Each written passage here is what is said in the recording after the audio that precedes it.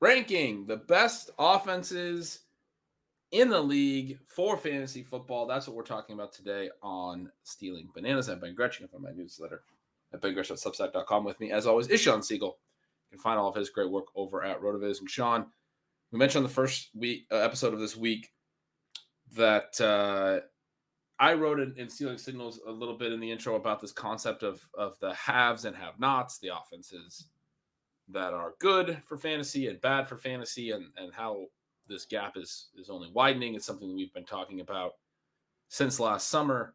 And so because I wrote that in the intro, I decided at the end of my newsletter this week to rank out all the offenses. And I wanted to get your thoughts on it. It seemed like a fun topic for those who are watching over on YouTube. I have the rankings sort of pulled up in these tiers, but we'll talk through them as well. I did it really quickly. I was kind of just considering pass rate, things like that. Certainly a bump for the teams that tend to play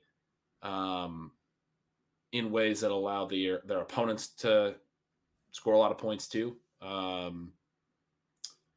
But yeah, I mean, we talk about these haves and have-not offenses so much, so I thought it made sense to kind of talk through the different teams. We like to talk through things on a team level and sort of after the first month of the season, rank which ones are the ones that we're talking about. So then you didn't come out with just the headline here, which is that your very final category is burn it all down. We know that column will go with that as the title for the show. So I came up with that category because my initial little bit was going to be just having the Panthers in their own category, and it was going to be burn it all down. And then I was like, well, I can't not have the Bears in that category. And then I was like, oh, I can't have the Falcons not in that category. And so the burn it all down category ended up being 4 teams large. But it also includes the Texans. But, yeah, I mean, those are not fun offenses. They are not. We must also get some sort of stealth offenses trending into the weaker categories as we go through. It also depends here a little bit on whether or not you are trying to score running back points, passing points. Sometimes those things come together. Sometimes they do not.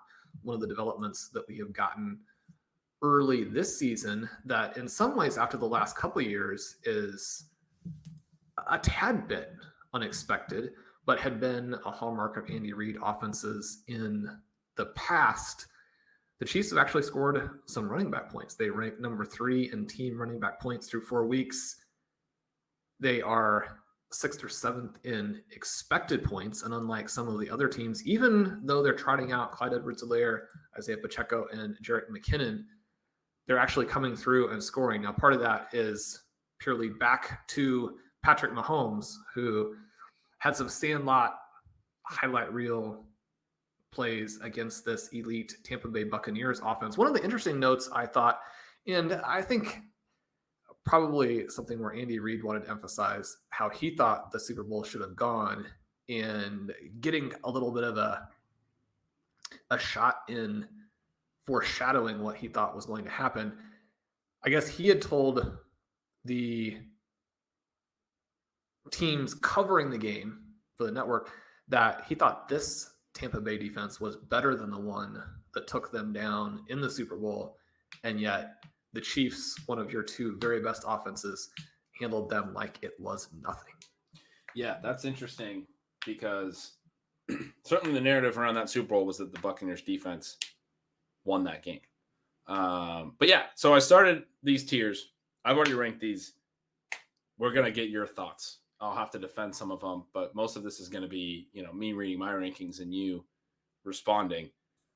The first category I had was very best offenses. Buffalo Bills, Kansas City Chiefs. I kind of, I did this really quick. Probably shouldn't have said very best offenses. The way I was ranking this was more on a team level. Who are the best teams for fantasy football? The Bills and Chiefs have good defenses, which can be bad for their opposition. But we saw, like you mentioned, the Bucs finally play like the Bucs when they played the Chiefs. So if you're a pretty good offense playing against them, by playing against these teams that have these really high pass rate over expected metrics, and they're going to throw a lot and they're going to be good and score, you're going to be brought along and you're going to score more and you're going to do more for fantasy. That's what the Bucs did We finally saw a big receiving game for Fournette, and really the Bucks' backs, because Rachaad White ends up catching a bunch of balls too. We saw more receiver production than they've had in a lot of their games. If you're a bad offense, you're still going to have to throw a ton against the Bills and Chiefs. They might not. I mean, they might shut you down. So that can happen in any game. But the idea was the Bills and the Chiefs are both good for their players and they're good for the opposing team. So very best offenses, very best teams for fantasy, whatever. Bills and Chiefs. Is there anyone else who belongs in the tier with those two teams? I don't think so, but the Philadelphia Eagles, because they create so much value for so many different players, I think are an interesting one. Miles Sanders was a tough guy to decide. Does he go on the 0 RB candidates countdown, or is he a pure dead zone back? He's one of these players who has, over the last several years, been among the best pre-contact runners in all of football. He's in this offense where, if you consider that to be at least partially the result of his specific talents, and we know that pre-contact running is something that also does relate to the running back skill set, then especially now, if you have an offense with A.J. Brown and Jalen Hurts in that run-pass option scenario, it's going to be tough to stop him. He's gotten out into space like it's nothing so far this year and been one of the real sort of fantasy headliners or revelations early in the season. But then obviously you have Jalen Hurts, who looks like sort of a world destroyer at the QB position. Could be the guy who you more or less had to have in tournaments by the time this is all over. And then you have A.J. Brown, who has come through a first month where there were a few games with some challenging elements like the rain last week. He's got the elite number 2, which will both help him and maybe every once in a while limit his ceiling. But then you had Devontae Smith. I mean, this team, how do you go about stopping them? I think that they are a lot of fun now that they've added A.J. Brown and are being much more aggressive in the passing game. They are. And I mean, as we go through this, we should definitely zero in on some points. The Sanders thing is really interesting because he's looked great, like you said. It's interesting to me that in a game, his snap share was up a little bit because Boston Scott was out, and Trey Sermon played a little, but just basically didn't play as much as Boston Scott. Kenny Gainwell basically in the same role. And Sanders added a little bit more of the, early down stuff, whatever you want to call it.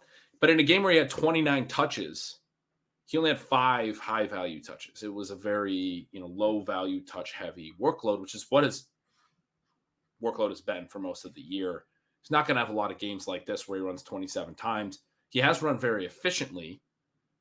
It's kind of like the J.K. Dobbins thing a little bit, right? And I've heard people make that comparison before. Sean, you yourself may have made that comparison. I have a hard time with it because this obviously was a huge ceiling game. When you can run for 134 yards and 2 touchdowns, you don't even need a receiving workload. And he did catch 2 passes in this game, but he's not running all the routes. He's in an offense that doesn't throw to running backs much anyway. Not getting all of the green zone touches either. And so is there concern about what his weekly ceiling is? Is he more of just a high floor type of player? I don't necessarily think so. He's one of the players who, again, has this mix to where it's going to be difficult to hold him down under 4.5 yards per carry. He's got a shot to go to 5.5 yards per carry. And the yards are helpful as a little bit of an extra on top of some of those touchdowns. His problem kind of going into the year has been this mix that has been skewed toward the low value side. I thought it was very frustrating last season, and even when he's healthy, that he's not always the back that they go to when they have a touch at the goal line. Now, I think that he probably will be this year. I mean, he's obviously a sell high, and yet at the same time, if he and Clyde Edwards-Helaire maintain a lot of what they've done to this point, I don't think that you can simply say that that's impossible. They're not going to score to the same levels, but these offenses are so good, and they're giving them so many opportunities where they don't even have to be great individually. But Sanders, I think, not great, but good. And a good player in this offense. You and I see the Eagles a little bit differently on the running side of it, where, I mean, one of the reasons why you're not in on Kenny Gainwell is that even in a situation where Boston Scott's out, Trey Sermon's active, he does find the field a little bit. I mean, I think that Sermon becomes borderline interesting in really deep leagues because I just think this offense is going to score so many points. I think the running backs are going to fall into points in this offense. And again, it depends how desperate you end up being. It depends how many more injuries we get. It depends exactly what your bye week balance is in terms of when you're going to have guys and when you're not. But this will be the type of offense where if I'm going to take a guy who maybe isn't projected to get a lot of high value touches or maybe even to see the field that much, a Kenny Gainwell, still a better chance to score for you than players who may have similar profiles in offenses that just aren't nearly as good. That makes sense. So the next category, I had the very best offenses, Chiefs and Bills. You had the Eagles as maybe being in that group. I had the clear half offenses. The category following this will be probably their halves, but you at least have to think about it. The clear halves, I had the Los Angeles Chargers in there as long as Justin Herbert's healthy, and especially the way that their defense plays. They tend to kind of bend, don't break, and give up a lot of yards to opposing teams. I had the Eagles right in there as the fourth on my overall list. Baltimore Ravens, Miami Dolphins, with how aggressively they've played and how I think their scheme has worked in their favor so far. The Cincinnati Bengals and the Tampa Bay Buccaneers, who have not been off to a hot start. But again, it's just forward looking. I think the Bucs are going to be pass heavy. I think they're going to be a team that plays in a lot of shootouts going forward. They were a little run heavy in weeks 1 and 2. They look better in week 4. I mean, they were trailing the whole game, and they ran 6 times in the entire game and threw over 50 times. That's not going to be what their offense is going to look like most of the time, but they're still, I think, a clear half offense. In the probably halves, but you at least think about it. I kind of want to do these two groups together. I have the Arizona Cardinals, who've had some problems, but at least they play fast. The Detroit Lions, who maybe should be higher because not only do they generate so many points their opponents do, they have had the highest scoring first 4 weeks in NFL history in terms of combined points that they scored and their opponents have scored. Minnesota Vikings, Las Vegas Raiders, who also have an interesting running back in Josh Jacobs that I think we should talk a little about, but they look like a team that will play fun as well. The Rams, the 49ers, and the Packers. So again, the clear halves, I had Chargers, Eagles, Ravens, Dolphins, Bengals, Bucks. Probably halves, but let's think about it. Cardinals, Lions, Vikings, Raiders, Rams, 49ers, Packers. What do you think about these two groups?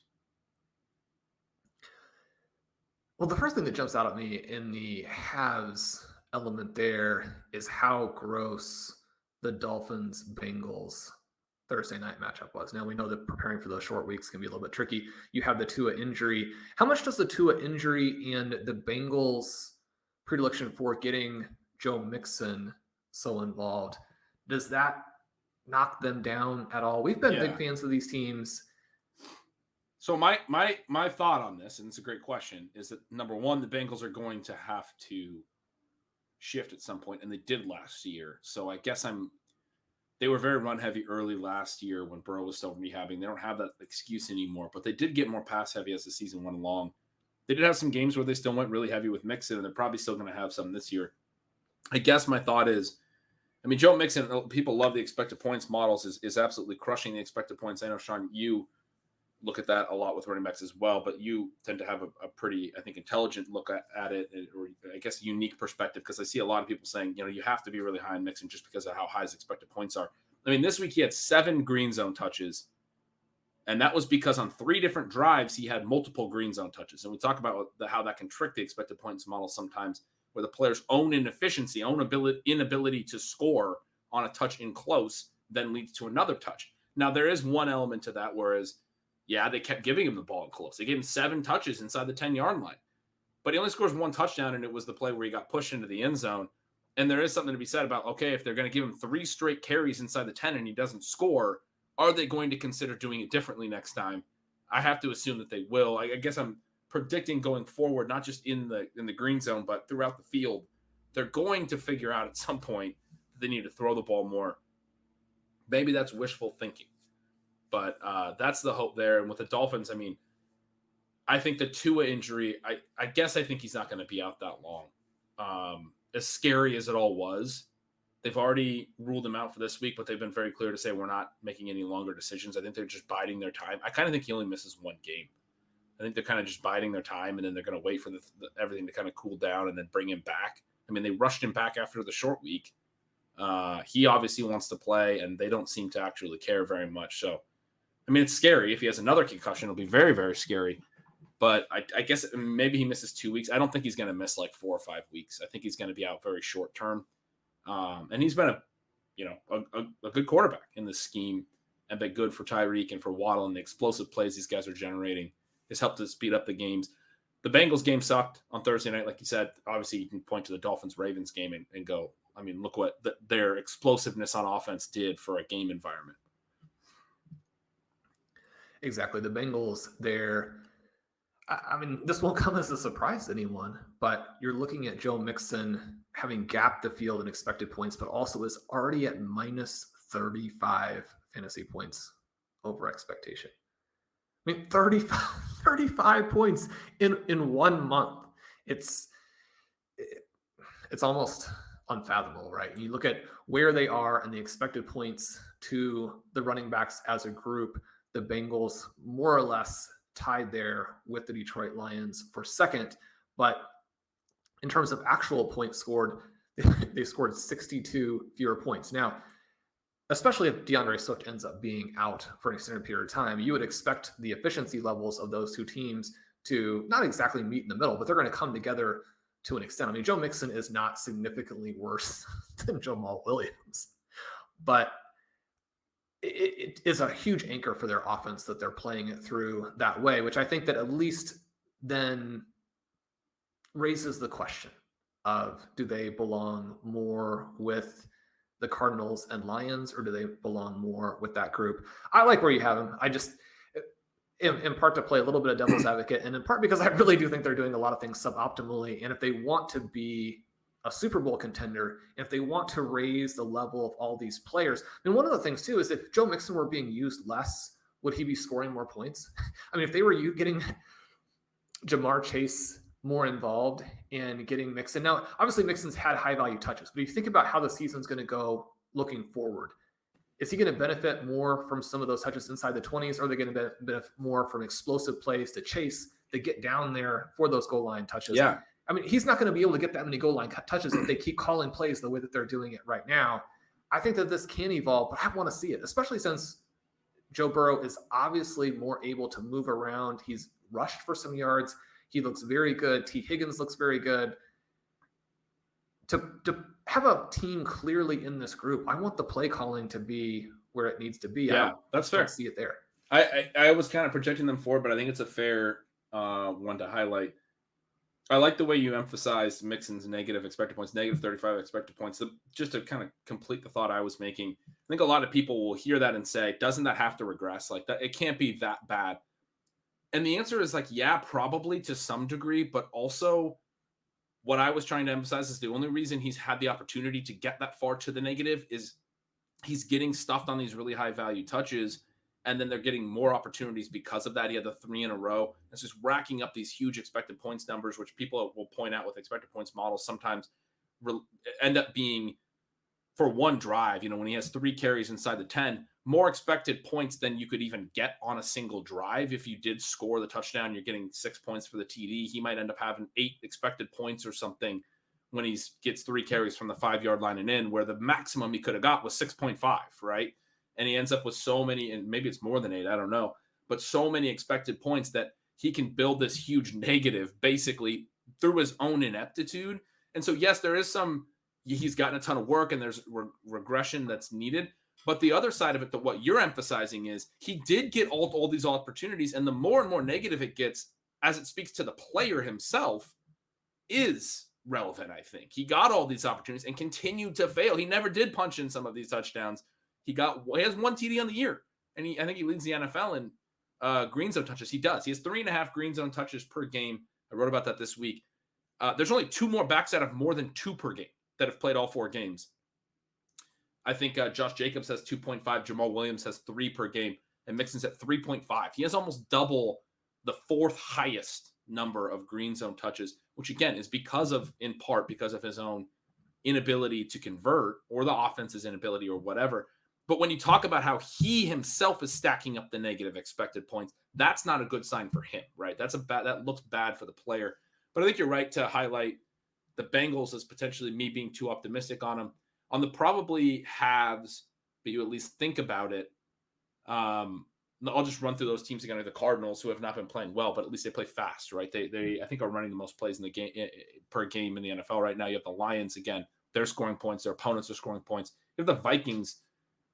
I mean, maybe they'd belong lower because they have not been purely what people wanted with the Kevin O'Connell takeover. They looked better in week 4 in London, got Justin Jefferson going a lot more, and yet they almost lose that game to a Saints team that is really beaten up, doesn't have a lot of their guys. Andy Dalton is starting. Will Lutz gets the double doink, or else he's forcing OT with that kick. I mean, that was one of the craziest endings we'll ever see, with how he hit the upright and the crossbar, and the kick somehow didn't stay in. He had already hit a 61-yarder to tie the game in the final 2 minutes. The Vikings went down, got a quick field goal, and then the Saints got into field goal range again for a 60-yarder. He almost had 2 game-tying 60-plus yard field goals in the final 2 minutes, which would have been just incredible. I've never seen so much drama in the kicking game. Sorry for even spending a minute on that, but it was amazing. I had the Raiders on here, the Rams, who are another team that I questioned, the 49ers, another team that I kind of questioned because they can run so much to kind of ruin games, and the Green Bay Packers, again, another team that plays slow, but they're at least efficient, and they tend to let other teams, they like to let teams run against them. We saw that with the Patriots. Patriots went very run heavy against them and stayed in this game. But there's at least production in the in the game. Typically, they do let teams run effectively against them, and they themselves, the Packers, are efficient with their limited play volume. They like to run the play clock way down, but they're efficient. Any of these teams jump out as maybe not being the next category after this I have as have contenders, but serious questions linger. Any of these teams that I've listed as probably haves, but you at least think about it, are they more serious questions linger for these teams? Once we get into this category, it's fun to think about what your priorities are. And as a fantasy manager, is the offense, the play calling, is it the QB? Is it that a rising tide lifts all boats? Or are you willing to take either the run game or the pass game because you know going in that it's going to be good or going to be bad? You don't necessarily have to have all the players in an offense score well if you just get the ones that you've bet on to have consistent scoring levels. That would be my other little quibble with the Dolphins, is just that we haven't had Raheem Mostert and Chase Edmonds really do quite yet what we want to see there. But perhaps the fact that Edmonds has actually scored all right without having some of those other things is a good example of the way the offense really is very positive. You look at this here, you mentioned the Arizona Cardinals. They are at 25.4 seconds to snap, 34% no huddle in the top 4 there in terms of plays per 60 minutes. This is a team that isn't all there yet, but I think that you have to be actually cautiously optimistic about how Kyler Murray has played without the weapons. After a first game and a half where it looked like maybe Marquise Brown was going to be a mild bust, or at least not a difference maker for this team, he has really gone off and looks like a player who, number one, is going to be great for fantasy, and number two, will make a difference within this offense. And then as they continue to get people back, we got a little bit of a Trey McBride sighting in this past game. You get Rondell Moore catching passes way out of bounds, but looking like someone who, I mean, people were critical again that they were using him in ways that were frustrating, and you didn't have any of the signature plays that you want to see. But this is the first game back for him after a serious hamstring injury. I don't know, maybe that's just excuses, but I like him coming back. And now he ran a ton of routes, by the way. I mean, which was great to see. And we've moved through 2/3 of DeAndre Hopkins' suspension. Yeah. Once he's back, that team, I just think it's going to be a lot of fun. I think if you have Kyler Murray, we talked about some of the quarterbacks that we were in on in the previous episode. We didn't necessarily highlight a ton of Lamar Jackson and Kyler Murray, who would have been the other two guys kind of in that mix of players that we were drafting. Lamar Jackson's been obviously a massive hit through the first month. I think the Kyler Murray teams are going to come on and be tough to deal with over the last 2/3 of the season. If you drafted Kyler Murray, I think you're going to be very happy there. And goodbye low probably at quarterback. And once we get to the full offense being there, you're going to start to see the value of whoever is there at running back. Now, this game was a little bit interesting because they did deploy all three guys, including somewhat oddly Williams and Benjamin both early, as opposed to kind of late as a breather types of backs. I'm very biased in favor of, I thought that he looked good.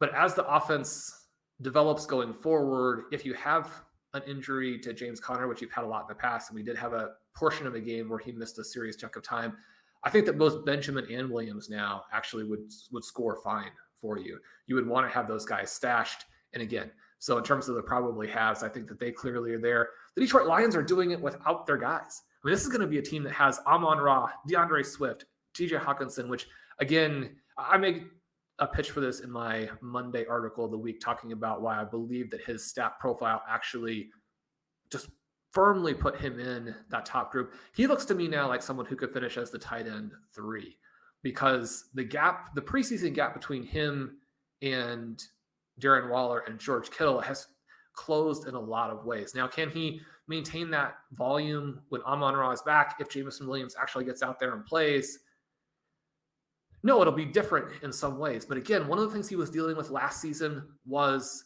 double and triple teams while he had 2 serious injuries. If he's healthy and is having single teams, because teams have to look to take away Amon-Ra St. Brown, who in many ways has still been the most impressive player of the entire 2022 season. You talk about injuries, man, that's one of the most frustrating ones, where he gets injured in the middle of that game. The Lions, despite the presence of Jared Goff, I think probably have clear, maybe even a have. Yeah, they might have belonged to, especially you think about Jameson Williams coming back, they might have belonged a tier higher. And I think that the outcome of the Jared Goff versus Sean McVay, whatever you want to call it, was pretty conclusively answered by the Rams winning last year's Super Bowl and Matthew Stafford playing well. But Goff is coming back and also putting up his own little argument here, showing that when he's in an offense that has dynamic playmakers, I mean, this is a guy who put up huge numbers when the Rams went to the Super Bowl. And I mean, can he do it? And is younger too than I think people sometimes think. I mean, this is a guy who could play for a long time yet for the Detroit Lions if they decide it's him. I mean, this is going to be such a talented team that, I mean, do you really think that Jared Goff is going to be the long-term guy? It still seems like probably no, but he's 27 years old. I mean, this is exactly where I would have went with it.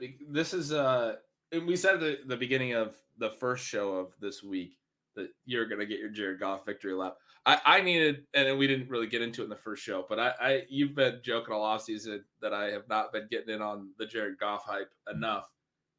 I definitely need to comment on that, which is what you just said. I guess I was sure that Goff was just a 2-year, if you look at his contract, they can get out of it after this year, the 2-year bridge quarterback while they got everything else in place, and they were going to hit a QB in the 2023 class, and they were going to move forward with an exciting young rookie and all these weapons.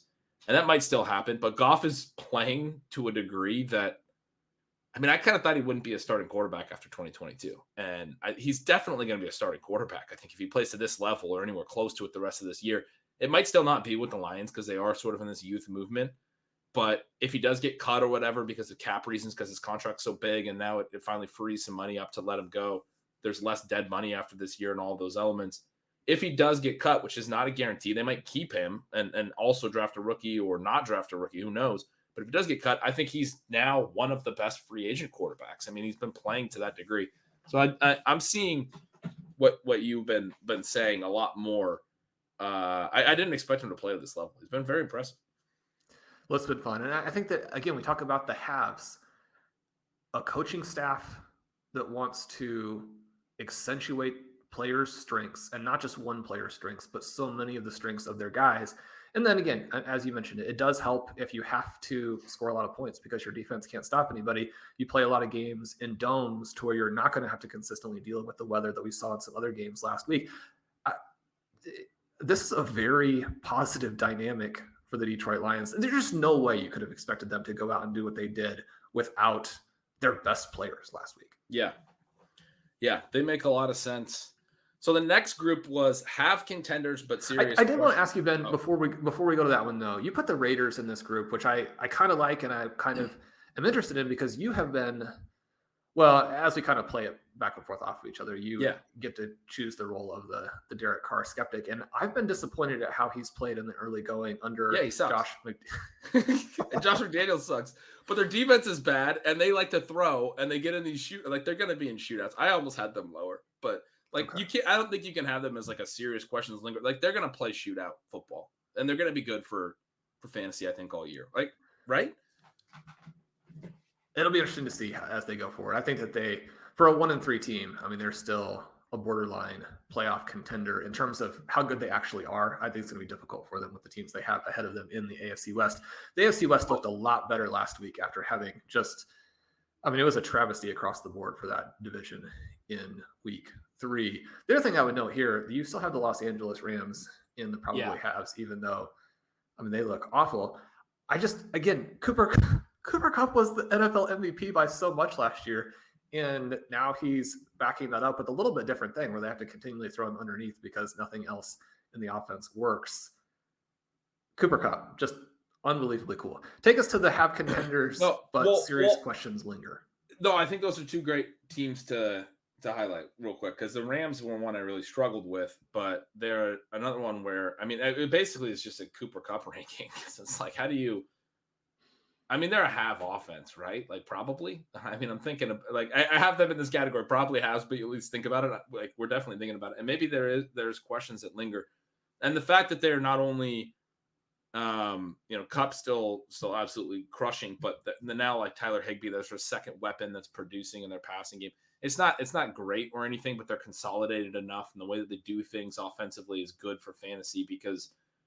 Even when they suck, like they have another guy that's going to end up being something, right? It's not like this spread offense where there's 5 guys getting 4 targets or something. Like now we actually have Tyler Higbee as, probably borderline top 5 tight end just on pure volume. His ADOT is 3.4 or something like that, but he's leading the position in targets, and it doesn't seem like that's going to stop because I'm going to look to see if Kupp's open downfield. I know Allen Robinson's not open, so if he's not, then I'm just going to throw to my outlet Tyler Higbee, and that's the read every single play. And they can't run anything. In terms of a one-man, probably has Matthew Stafford. There's no way you don't score fantasy points when you have Matthew Stafford. One of the most absurd things in the last decade of football was when the Lions got one of their many new front office coaching staff moves, and they were going to fix Matthew Stafford. It's like, no, why don't you fix the other 50 everyone else on the roster? Oh, and then you also brought up the Raiders. I wanted to talk about Josh Jacobs for a second because I think he's interesting in the context of Miles Sanders. Sanders looks like he's going to be a lot more efficient, but Jacobs has been a reasonably efficient runner. Not a very good one, but reasonably efficient. Last week I said he's a similar like sort of discount Joe Mixon in stealing signals in that, he's not going to be a massively efficient player, but he was getting a pretty big work. Or maybe I said that 2 weeks ago or recently, but I've been somewhat optimistic about Josh Jacobs' usage early in the year. Then he has this monster game in week 4, and I think he's almost like a buy high right now because he went out and he actually played 89% of the snaps, which is incredibly rare. I think the season high for any running back across the NFL is 94, if I'm not mistaken. I know McCaffrey's had a couple games. I think Saquon had a 94% this past week. But I know he's been at like 92, 94. McCaffrey's had a couple games now in the 91, 92 range. You don't see 90% snap shares at running back. So just the fact that he's playing that much is massive. His routes were up at 62% of dropbacks, which was a season high for him. He showed us the receiving ability last year, actually was 5th in the NFL among running backs in catches last year.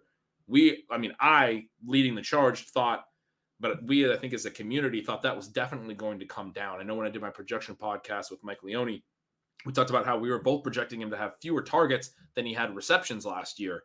Obviously, you're going to have more targets than receptions, in part because of this conversation of the James White role in the Raiders offense. That role doesn't exist.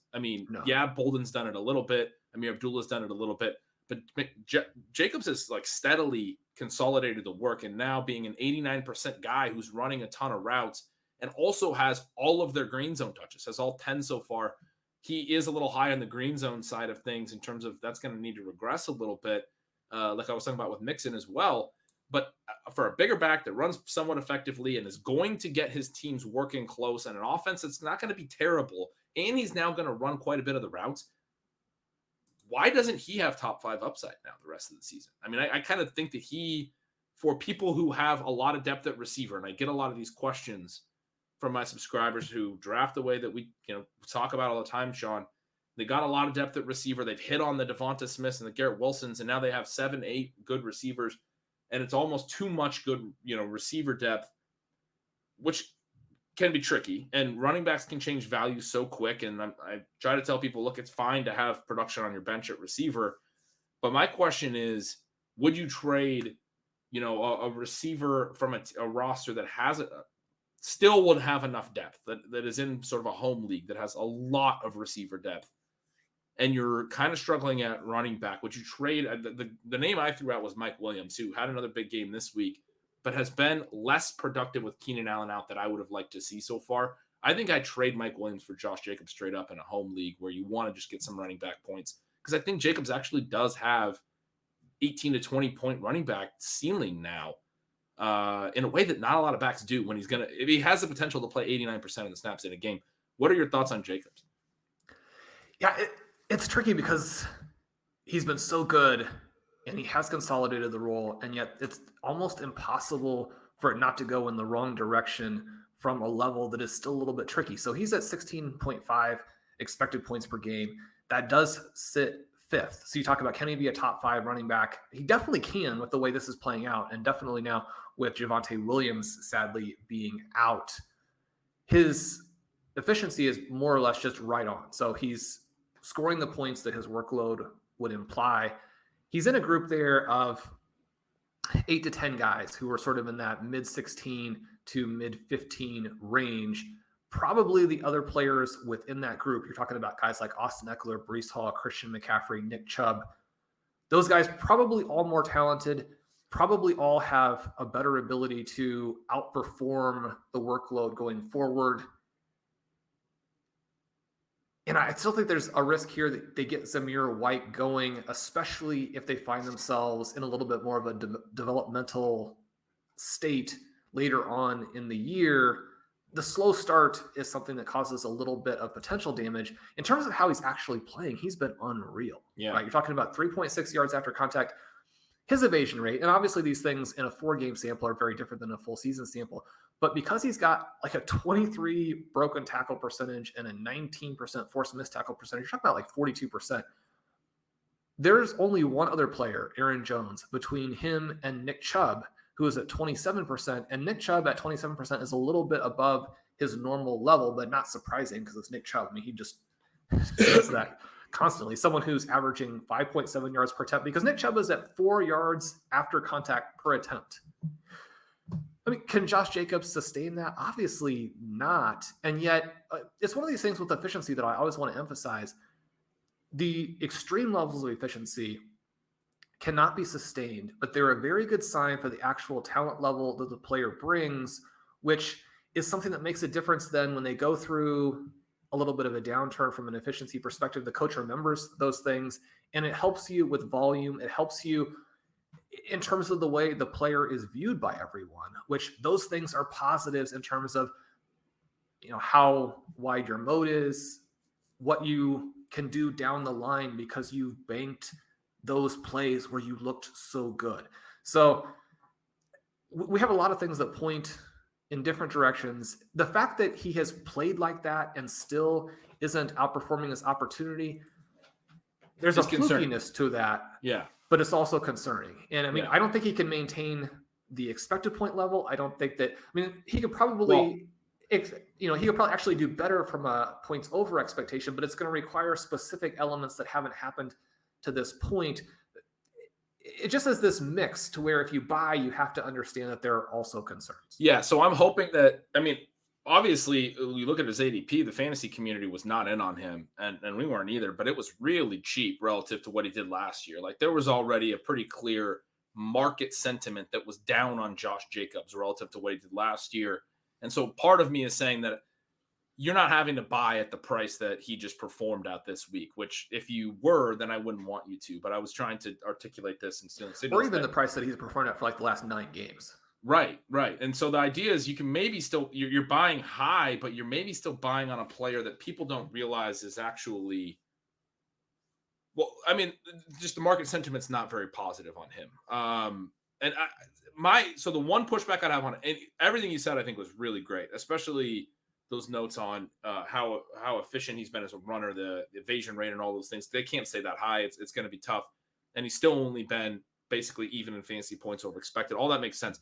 The 16.5 expected points is the part that I want to push back on a little bit, because he started the year 60% snap rate, 72% in week 2, didn't run a lot of routes in either of those games. Week 3, he was sick and had to fly out late to that Nashville game. He goes back to a 64% snap rate, but his routes actually spiked. And I think thought that was kind of interesting. I think that was maybe an indication that they were already responding to some of what you just said. When we talk about efficient players or players doing things well, of evasion rate being really strong, teams tend to play them more, right?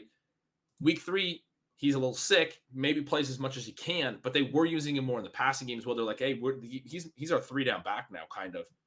Week 4 is when we really saw that all come together. He plays an 89% snap rate. So this is actually the first game where he's been in this big of a role. I don't think he's going to be a 90% snap rate guy every week, but if he's at 80% plus, that's not something he had hit yet. He hadn't even hit 75% in the first 3 weeks. He's at 80% plus. Like if he can be even 75% to 80% going forward, there's just more snaps. And so there's more plays to where that 16.5 expected points might actually be 17.5 or 18 going forward. Even if he's not particularly efficient on that, he might be higher than some of those. And I also agree with you that Chubb and CMC and Eckler and all those guys are going to be more likely to be positive on the efficiency side. My argument with Jacobs is like his actual expected points numbers might be underselling what we just saw in week 4 and what might transpire going forward, because he's played well enough that now it seems like they're saying, screw it, we're not going to do a passing down role. We're just going to play Josh Jacobs. You don't get this type of workload from a lot of backs. And you do get something like this from time to time when you have a new coaching staff and they come in and they're like, we're going to use Zamir White. We're going to use these guys we brought with us. And then they actually get an extended look at some of the incumbents and they're like, wait, I mean, we didn't actually make changes. These guys are very, very good. I guess I still would expect his receiving work to be more similar to the first 3 weeks than week 4. I think that part of it will be hard to really elevate to those levels. But yeah, I mean, you'd be very hard pressed to have a more positive week 4 than he had. Yeah. And I mean, I don't know how much to buy it. I'm typically biased against Josh Jacobs. So I guess I'm just sort of thinking out loud and thinking through it. He's not somebody that I would pay a high price to go acquire, but he might be somebody you can get somewhat cheaply. And in terms of there just not being a lot of running back upside across the whole league right now, like Josh Jacobs is a guy that does have a little bit based on what we've seen over these last couple of weeks. But I think you note some really important other considerations as well. So the have contenders, but serious questions linger. You mentioned this when we were on the last group that probably has, but at least think about it. We're getting into this range where you're like, depends what you're thinking about, because, you know, I was already thinking about like the Cleveland Browns in this range. I ended up ultimately moving the Cleveland Browns quite a ways down, but their running back for their team, their running backs are getting a ton of points. And so I almost split them and said the Cleveland Browns as a running back offense are good, but their passing offense probably not great. And they also are not good for game environments the way that they run the ball. In this group of have contenders where serious questions linger, I have the Dallas Cowboys because they tend to play fast. They've been okay with Cooper Rush. We don't know what they're going to be like with Dak. They looked really bad in week 1 when Dak was under center, but I think their offense is at least schemed somewhat intelligently, that they're kind of interesting. I did note here, maybe the defense is too good because their defense looks really, really strong for them to play in a lot of shootouts. The Steelers I put here, I think Kenny Pickett opens up the offense. We talked about this a little bit on the first show of this week. Their inability to run, they've not been a very effective running team, I think is actually a positive for their potential for shootouts and things like that. They have shown, certainly over Ben Roethlisberger's career, to be willing to go pretty pass heavy. They have the weapons. Their defense is not as good as it was when, TJ Watt was healthy. He'll be back, I think, eventually, but they could be in some shootouts. I have the Jacksonville Jaguars here. Some people might have them even higher at this point, and have the Denver Broncos. Again, serious questions lingering. they kind of fit in this group, but maybe they do. If we're just looking forward, maybe they are probably halves. I don't know. What do you think about this sort of transition group where I feel like you can make a case any of these teams could be halves already or have nots already, or going forward with a team like the Jaguars? Maybe you're saying this is all not to be believed, and they're going to be have nots going forward. What do you think about these 4 squads? I'm excited about this Pittsburgh Steelers team. After we get a couple weeks of Kenny Pickett, I think you're going to be able to move them up. The talent they have in the passing game is just too extreme with Deontay Johnson, George Pickens. We have a new writer at RotoViz who is doing a Monday article for us. Seamus Carr had some really cool notes on weeks 1 and 2 for Pickens versus weeks 3 and 4. He is emerging so quickly now.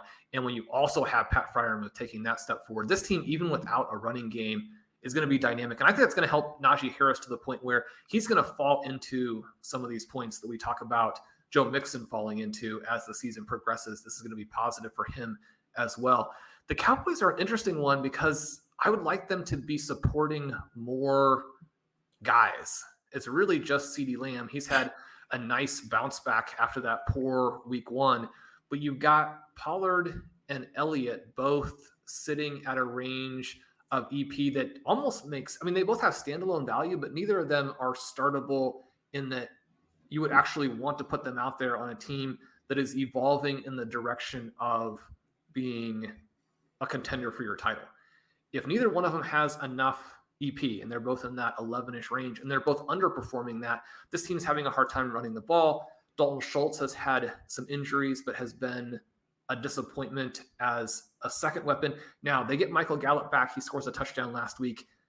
If Gallup adds that extra level and then Prescott comes back, one of the things that you have happen sometimes in these stretches is that Prescott has a very bad opening game. There are some red flags with him, including the fact that he continues to struggle with a variety of injuries. And then Cooper Rush comes out and plays pretty well. And you think, well, maybe it doesn't even make that much of a difference. Well, it's just, Prescott obviously had the bad first week. It sounds like he won't be able to go this week, but probably week 6, if you're understanding that in the same way. Seems like that.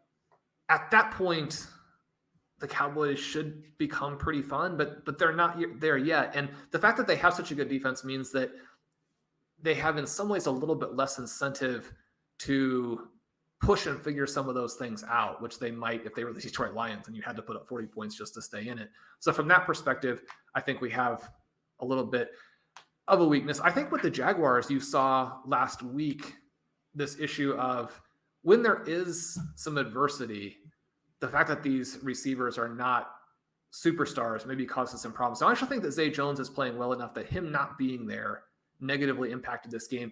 The other little concern that I would have, and I assume it's just kind of protecting these guys in a rain game where you weren't going to win. But if Etienne and Robinson are already splitting, and then you have JaMychal Hasty, even if it's just for a couple of plays, going in there and taking some of the receiving work, that's a red flag for me. Not good. Yeah. These guys could move into that range, but they definitely have questions to answer as you pose here. Yeah.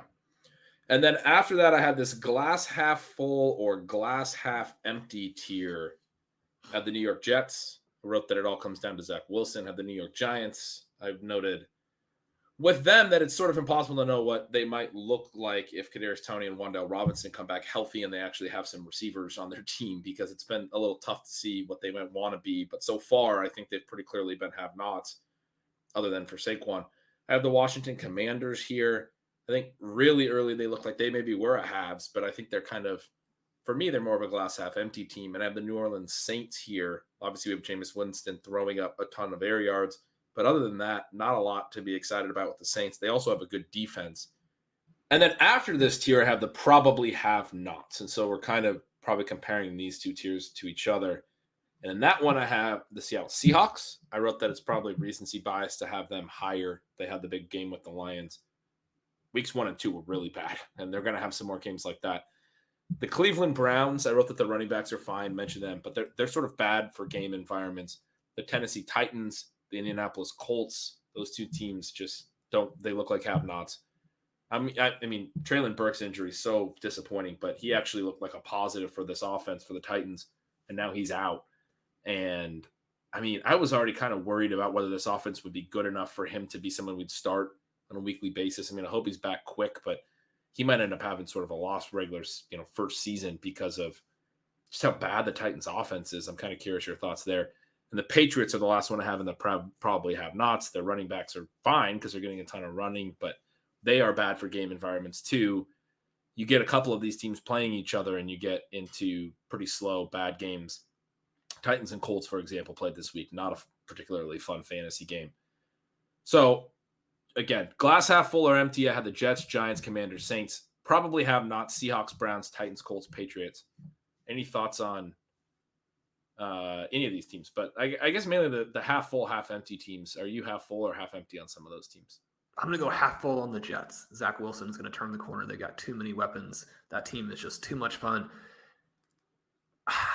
Man, the Giants are a crazy one because, I mean, this might be the least talent any team has ever run out at wide receiver, and yet they have the coaching staff that puts these guys in position to succeed.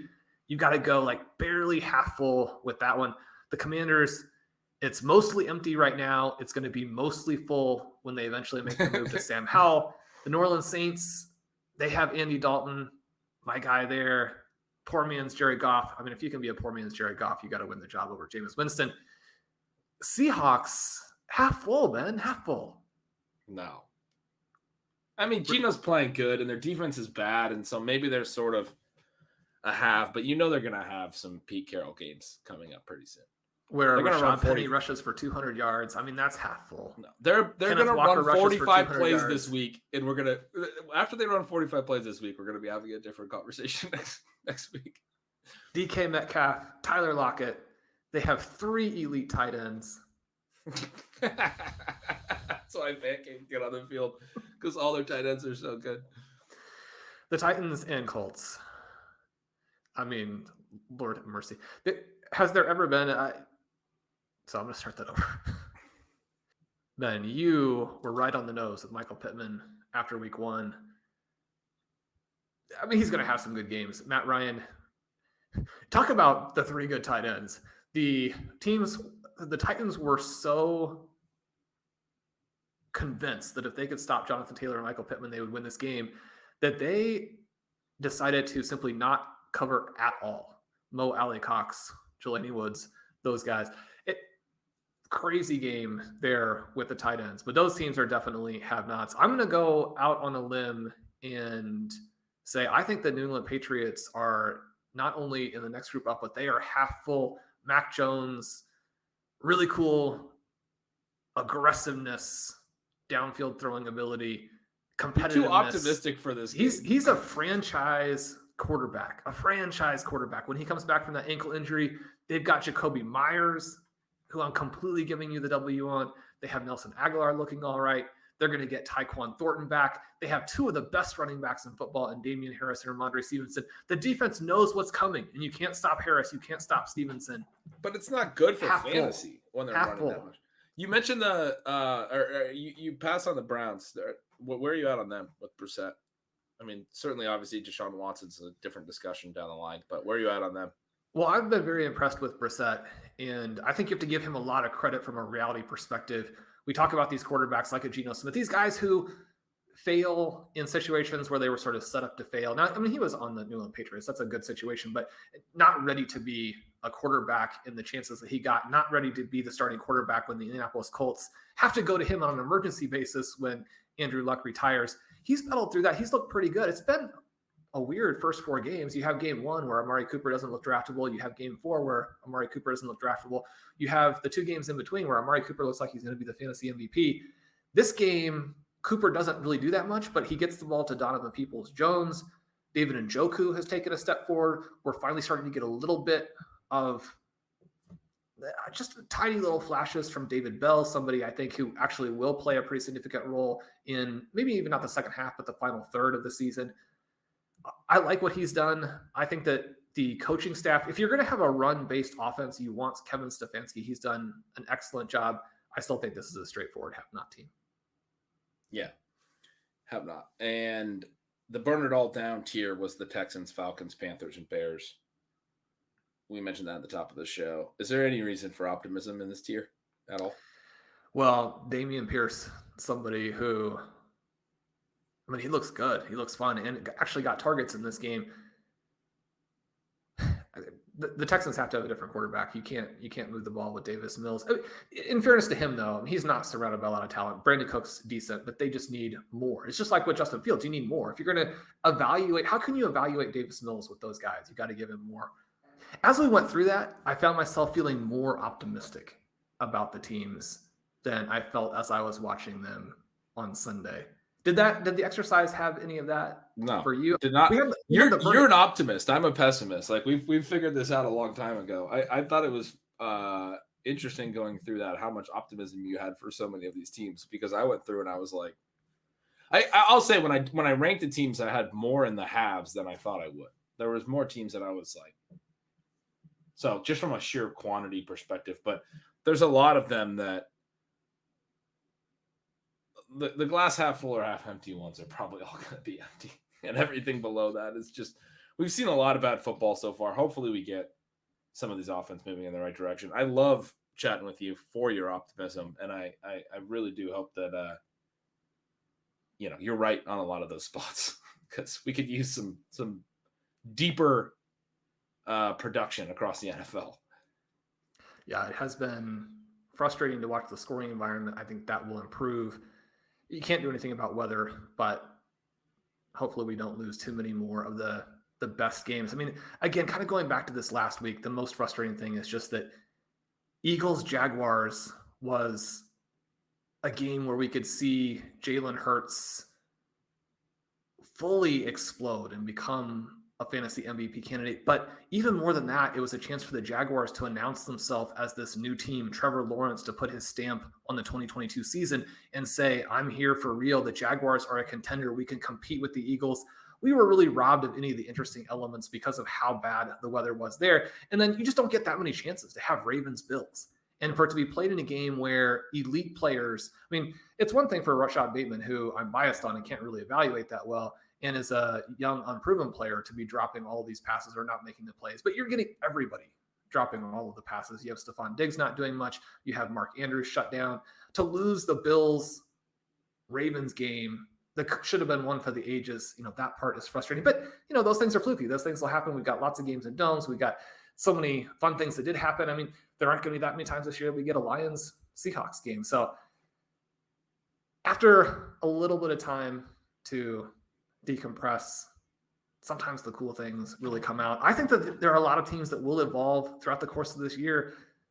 Like, if you have a lot of losses on Sunday, then Sunday night and Monday morning can be rough. If you have to do a lot of content, you're trying to be very balanced, not get too overwrought, and yet not like ignore what happened. I mean, people won't respect the work that you're doing if you ignore the reality of the games. But then as the week moves along, I think it's easier to find an equilibrium and to see all of the ways that these teams, and these guys are going to go out and just, work from sun up to sundown every day and get better. And we've got young quarterbacks. We've got emerging players. We've got such great storylines. I think 2022 is still going to be a really cool season. We wish as much health as possible on everybody. I was disappointed on Sunday, but I'm looking forward to week 5. Wouldn't expect any other picture than that from you. So we will be back with a third show. Probably, we'll have to see. Our producer, Colin Kelly, going to his team. The Green Bay Packers are playing in London this weekend. If we don't talk to you, good luck to everyone in week 5. If we do, we'll have some more fun chats. So I'm Shawn Siegele. With me as always has been Gretch, whom you can follow at Yards Per Gretch. Make sure you sign up for Stealing Signals. Ben, again, it's not just the Stealing Signals breakdowns. You get cool info like this exercise that Ben did in that subscription. You also get the third article, usually, that he's been putting out, the input volatility. That one's really cool. Sign up for Stealing Lines. You can get Ben's and Dalton Cates' analysis on team games, player props, all of those types of things. That is a way to move off of some of the most frustrating fantasy developments. If you're having some of those, you can make that money back. You can have a big weekend by taking the bets in stealing lines. You can join us over at RotoViz using the coupon code RBRadio2022. Get that 10% off a 1-year subscription at checkout. Everybody who wants to leave us a rating and review, we always appreciate those. If you leave a comment, anybody who's watching on YouTube, all of those things help us. If you don't actually watch this on YouTube, but every once in a while think, how could I be of assistance? Not that you're asking yourself that, and you're just listening to the podcast, but go leave a thumbs up or a little comment there on the YouTube. Those things are just so meaningful for us as it relates to the algorithm and being able to reach a wider audience. You guys are fantastic. We'll talk to you soon.